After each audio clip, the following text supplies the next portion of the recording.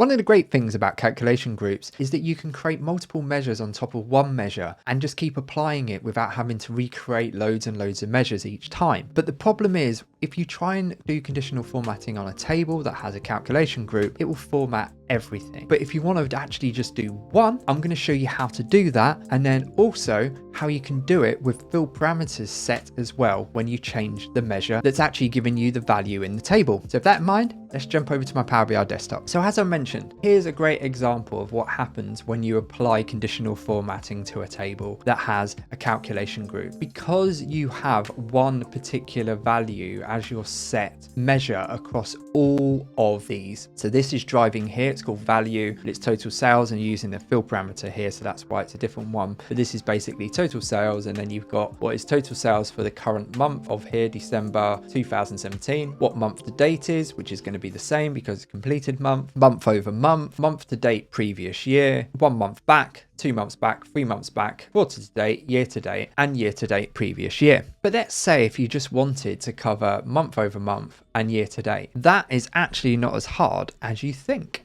And as you can see, we have this showing here where anything below 0 is showing as red, anything above is going from like an amber yellowy color all the way up to a green. But because we've got it set on month over month and year to date, the higher numbers are going to be on the year to date, so you're going to get more green there. But the month over month is where it gives you the minus, so that's why you can see the red. Just an example. So how you actually do this, all you have to do is simply create an if function. Is basically selecting what your calculation group is called. In my case, I called it period. So if you can see here, it's called select period, and then period is what the actual driver of the columns which are showing up here. And then all you do is put that in via selected value, because it's basically saying what is the selected value. Once that's selected, so we can see each of these are going to be a selected value, and then we're saying in, and then we're putting in curly brackets month over month and year to date, because that's what we got them called here. So I just click out, you can see here month over month and year to date. If you just wanted to select one, you could just do equals and then just do in quotation mark the one that you want. But if you want to do multiple, then do in, and then you just want to do a comma, and then you want to point to what the measure you're using. So like I said, I'm using a field parameter, so that's why it says values, but it's actually total sales that I'm using, because you can see it's being selected here. That's total sales. It's the same measure. So if you're just dropping in any old measure and you're not using field parameters, it'll work the same way. And then after that, you then do, if it doesn't equal that, then give a blank. And then this will give you the result of the exact same number. So in this table here is the measure that I've just created. So it's this bit of information here. And all it's doing is it's basically just picking up what your amounts are and then just applying them. But anything else that doesn't relate to month over month or year to date is blank. So then you can just apply it to your table. And all you have to do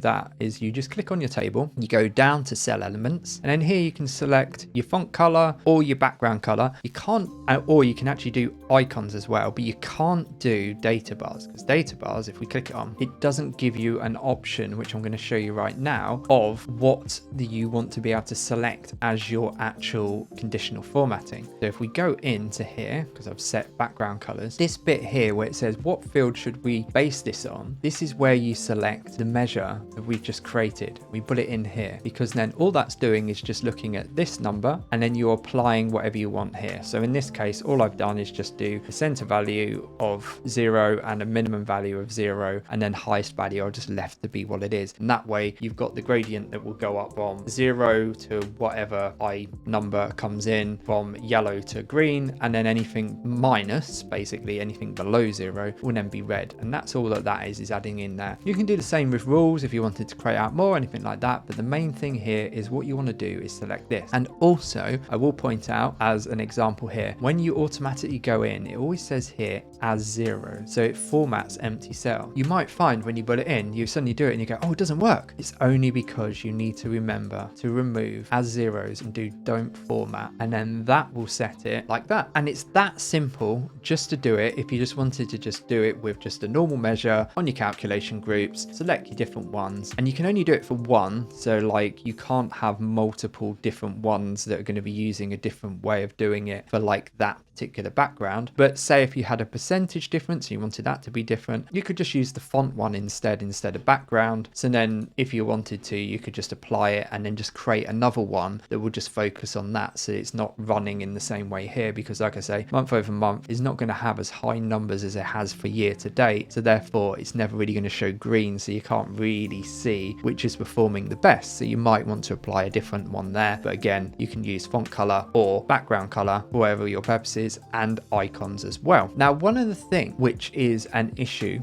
and I've not actually seen anyone cover this yet, but it's probably because field parameters are fairly new, not that new, but using them with actual calculation groups and everything like that is still a fairly sort of new way of doing things. And one thing you'll notice is if you change something like we're doing with number of orders here, it keeps the coloring. And the reason why it keeps the particular formatting here is, as you can see, nothing changed here. It's kept total sales. And the reason it's kept total sales is because that's what it's applying. So it's thinking, total sales, I'll apply that. So it's applying the logic of total sales just here. And because the numbers are so small, it's not really applying anything else. Now, if we were to go to a different one, sometimes it won't even show up, but this is not changing. And the reason why it's not changing is because this is set to what it is. So this is just creating just random noise. But if you wanted to actually have it so it actually worked when you selected different things, as an example here, if we now do one that is formatted in a way that works with field parameters, when you select something, you'll see this changes. And these are different because it's actually looking at the numbers that we're working with.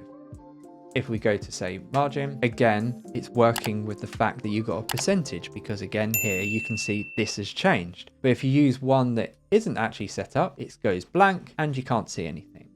And how did I do that? Well, we just go back to total sales. If I click on here, we now have this measure. And all I've done is use switch. So instead of using if, you can use an if function, but switch is a lot better and a lot nicer to work with. And each section, you'll notice, is very similar to the one we just had before. Because you can see here, we had selected value in, and then month to date, year to date. And then we've got total sales. And if it's not, then blank. All this is running through and going, if this, not blank. But the one difference you have to take into account when doing this is you need to include what the field parameter is. Now, the field parameter will show you what the name is. And because it's a name, you need to use a sort of anything that can be string based to pick it up. You can't use selected value, you can't use selected measure, it won't work. So you have to use max to be able to put in your field parameter value in there. So as you can see, I've got my value here, which is my field parameter, and that's what's driving where I have total sales, number of orders, margin percent. So now you know that. The logic here is you just do switch and then true and then a comma. And then just say if you just want to do total sales, so it's exactly the same like the one you did before, you just do selected value and then in there you do select period, but whatever you have called your calculation group, and then in the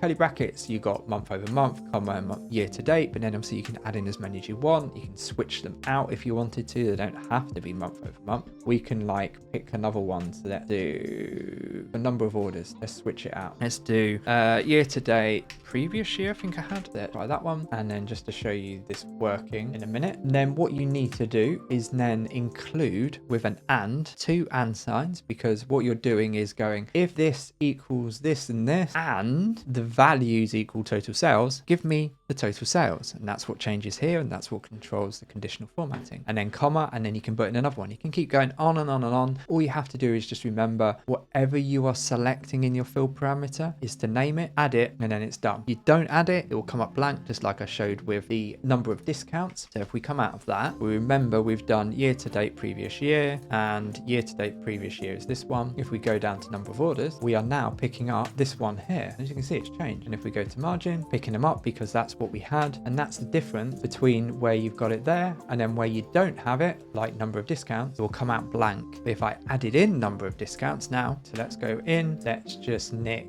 this one, let's just go down one using Alt return, and then we put that in there, and then we go number of discounts, take that, got the same spelling, discounts, and just to make sure this right here, discount, number of discount, yeah, that looks the same, press return. And then what you need to do is, because this has now been newly set up, every time you do it, you always have to add in down here. Because as you can see, if we switch to number of orders, it changes. So what we have to do is add in that measure again. We go number of discounts, we click it on, showing everything, open it up, let's do middle color, and then if we do here and then go to the measure one, which we've got all the switches in, and then I'm changing this to 0 and I'm changing this to 0 as well. Again, like I say, you can do rules if you want to. Now I'm going to leave this in as 0 just to point out that it doesn't work. Shows everything still. See, so it's picked up these, but it's left everything in. We go it back in, do don't format, do okay. There you go. We now have our number of discount included. And again, if we went to one that doesn't exist, like average discount or total profit, not there, go to number of orders, number of orders, you can see